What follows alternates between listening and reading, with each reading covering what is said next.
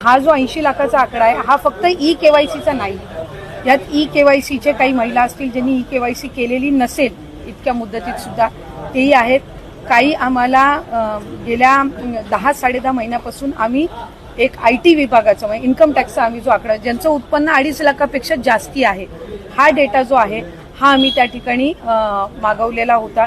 त्याला साधारणपणे 10-11 महिन्याचा कालावधी गेला तर त्या जवळपास एक 11, 11.5, 12 लाख हा तो डेटा याच्यामध्ये 80 लाखामध्ये समावेश आहे।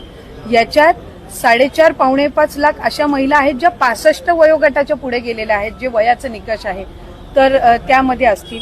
त्याच्यानंतर याच्यात सरकारी कर्मचारी ज्यांनी लाभ घेतला होता ते काही हजारांमध्ये होते, 14-14.5 हजार असतील। त्यांच्याकडून वसुली जी आहे ही गेल्या 8 महिन्यापासूनच सुरू आहे, त्याच्यामुळे ते याच्यामध्ये आहेत। तर अशा पद्धतीनं काही नमो शेतकरीचे जे नमो शेतकरीचाही लाभ घेत होते याचाही घेत होते, तर अशा पद्धतीनं ते साधारणपणे हा आकडा आहे। याच्यात सुद्धा काही आमच्याकडे ज्या लाभार्थी महिला आहेत यांनी विनंती केलेली आहे की त्यांनी ई केवायसी करून सुद्धा त्यांना लाभ हा बंद झालेला आहे।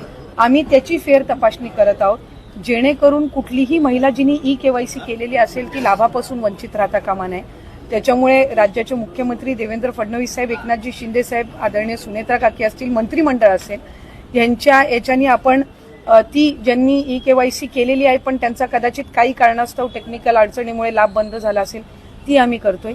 काही अशा आहेत ज्यांनी संजय गांधी निराधार योजना आणि लाडकी बहीण योजना ह्या दोन्हीमधून जे लाभ घेत होते ते छाननीमध्ये कट झालेले आहेत, पण त्यांना दोन्हीपैकी एका योजनेचा कंपल्सरी लाभ हा आपण देणारच आहोत।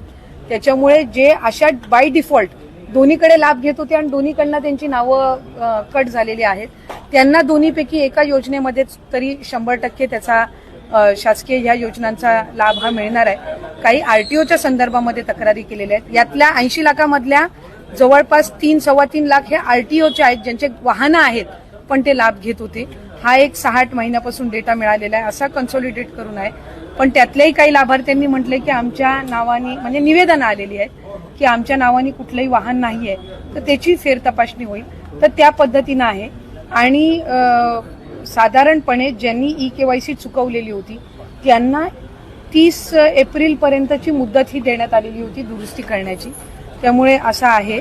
आणि अजून सुद्धा फेब्रुवारी मार्च महिन्याचा लाभ हा आम्ही गेल्या आठवड्यापासून वितरित करायला सुरुवात केली आहे। त्यामुळे हा आकडा किती असेल म्हणजे वितरित केल्यानंतर हा 7-8 दिवसाच्या कालावधीमध्ये लक्षात